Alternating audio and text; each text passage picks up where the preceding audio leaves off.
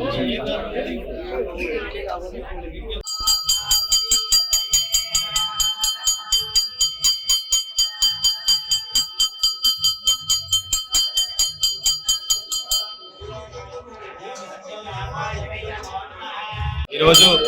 పటాన్చేరు కాన్స్టిట్యున్సీలో నీలం మధు యువసేన, అదేవిధంగా నీలం మధు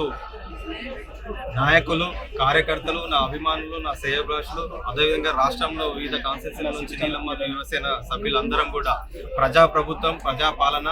ముఖ్యమంత్రి రేవంత్ రెడ్డి గారు, అదేవిధంగా దీపాదాస్ మున్షి తెలంగాణ రాష్ట్ర వ్యవహారాల ఇన్ఛార్జ్ మేడం సమక్షంలో పటాన్చేరు నియోజకవర్గం నుంచి పెద్ద ఎత్తున భారీ ర్యాలీగా వెళ్ళి గాంధీ భవన్లో జాయిన్ అవుతున్నాం. జాయిన్ అయిన తర్వాత కూడా ఈ కాంగ్రెస్ ప్రభుత్వం నుంచి ప్రజలకు అందరికీ, ఎందుకంటే అన్ని వర్గాల ప్రజలకు మేలు జరిగే ప్రభుత్వం కాంగ్రెస్ ప్రభుత్వం కాబట్టి రేవంత్ రెడ్డి గారి అధ్యక్షుల్లో, అట్లనే మా జిల్లా మంత్రివర్యులు దామన్న గారు ఆధ్వర్యంలో అందరం కాంగ్రెస్ కార్యకర్తలం అందరం కూడా